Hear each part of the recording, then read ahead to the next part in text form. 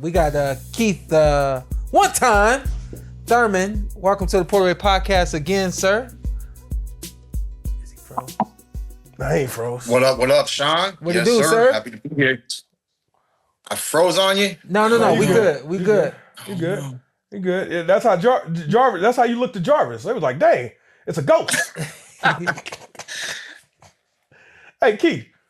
Shout out to I think her name Katie. She from Australia. She was really arguing me that, oh man, Jarvis. I said, man, I tried to be real cool with it, but I'm like, come on, Keith Daddy Black, okay? That's all I'm gonna say. Hey, Keith Daddy Black. Hey. Okay, that's all I'm gonna say. Okay, we're gonna win the fight. Hey, Keith, but did you run into any Australian people that like on the side was like, hey man, you gonna handle the business, or were the Australians like really pulling for Jarvis? Nah, anybody who was pulling for him, man, they was like, they just pulling for him on the side. Nobody was really in my face talking about Jarvis gonna get you, bro. Yeah. Jarvis gonna handle that, And then a lot of other, like the Aussie fighters and stuff, you was there, Sean, at that presser. Remember that one boy? He was like, yeah, I got some rounds in with Jarvis. I got some rounds in with that other fighter. And he really gave props to that other fighter. He was like, Jarvis is ready. But he wasn't like, no, I really appreciate that work from Jarvis. I learned a lot, blah, blah, blah. Ain't nobody was hyping that kid up, man. Yeah. Nobody but his team and somebody in his ear, man, because nobody was really hyping him up, man. 2-time world champion, man. That's why I had to take I had to do my own little Kendrick remix, man, and throw that in there, man. I encourage anybody to go on YouTube and try to find any clip of Keith Thurman in Australia for the 3 or 4 weeks, however long you was over there, bruh. You deserve 2 checks, man. Bullying the whole country. Yeah. Talking shit to the whole country. Yeah, you need a check for bullying and a check for the win.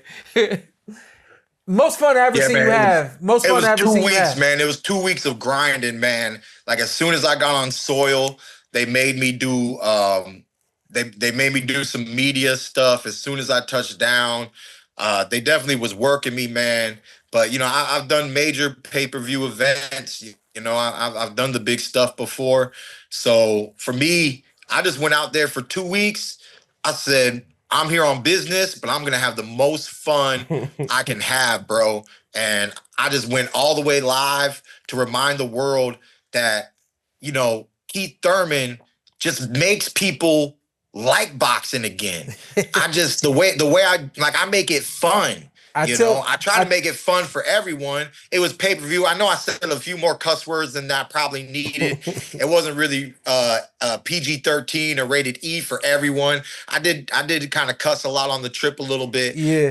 That's my only little feedback that I give myself. Yeah. But at the end of the day, there's a lot of great content, a lot of clowning around, and we had a lot of fun, and we put that boy down. Yeah, man. You had some of the most fun I've seen you have in the ring, practically ever. What was your grade for yourself after the fight? And also, what percentage would you say you were that night and you're going to be moving forward? Should I give you the truth, Sean? Should I tell you certain things no one else heard? You've never not given me the truth, Keith. Huh? You've never not given me the truth. Just ask me a real fight question, Sean. Oh, God damn it. Ask me how many times I sparred for this fight. Oh, snap. Uh-oh. How many times you sparred for this fight? Maybe about twice. Damn. I had 2 sparring sessions for this fight. I did a lot of mitt work. I did a lot of bag work. And a lot of mental work in preparation for this one. Just preserving yourself? What's that? Just continuing to preserve yourself? It wasn't so much about preserving oneself. It's by the time they really solidified the fight, because you hear about a contract overseas. I wasn't sure what was happening, and I just really needed to focus on just my weight cut. Yeah. So I would just focus on my diet, and my cardio. There was a lot of cardio preparation, making sure I hit my cardio every night.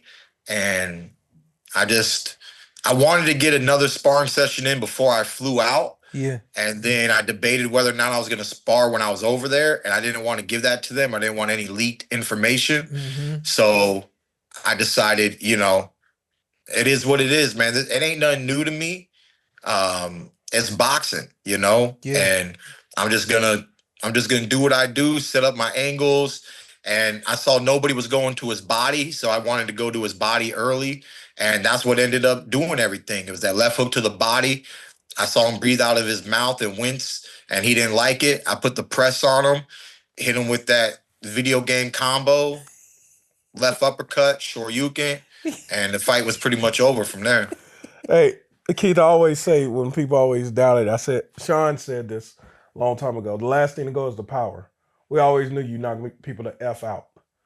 And that's the funny thing about sports and athletes. We know this. We know the fast twitch muscle will die out first when it comes to aging, but the power don't leave. It don't even start to fade in men till like you 55 and above, So, so that's a crazy factor. So luckily for me, I am a power puncher. And like Sean said out there, he's like, man, look, I've seen Thurman hurt people since he was 15 years old. And you can go back to everyone I didn't knock out. Just go look at everyone I didn't knock out. From Bundu to Sean to Danny to Pacquiao. Go look at everybody I didn't knock out and see what they said about Keith Thurman after the fight. They said that boy can hit. I ain't saying that. They didn't. Nobody was like, I ain't saying that. Hey, Keith, when you hit Sean that time and you had him dazed, you should have spun him off and got on his ass again. And you would have knocked him out. See, that's another thing too. I think there's a time in my career where I lost real killer instincts. Where, I don't know if it's just because I'm super cocky and I just feel like I can win a fight any type of way.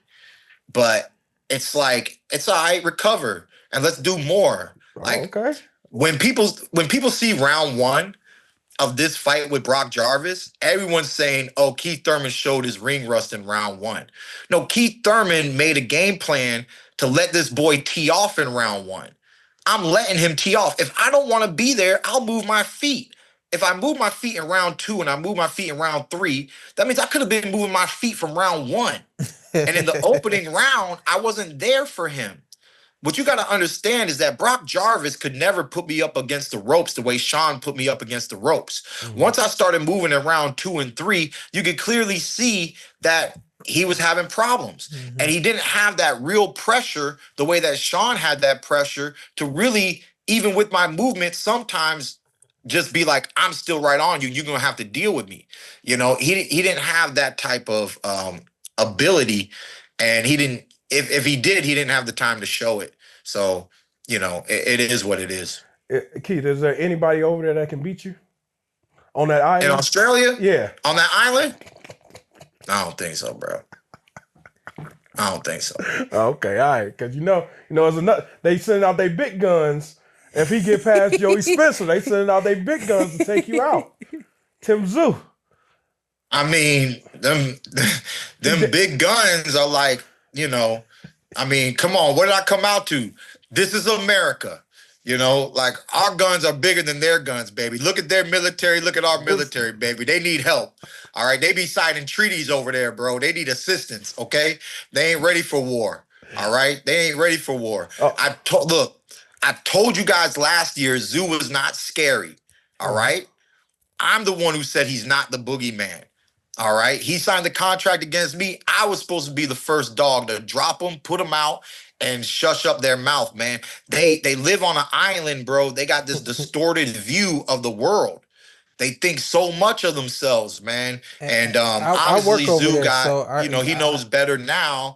But there's just a certain degree of his team. Like, how much are they working on that defense? How much are they working on, just being able to go toe-to-toe and pull out and block well? I mean, Jarvis had his hands, when I dropped him, he had his hands up, but it's just being able to get around the gloves. It's little things, man.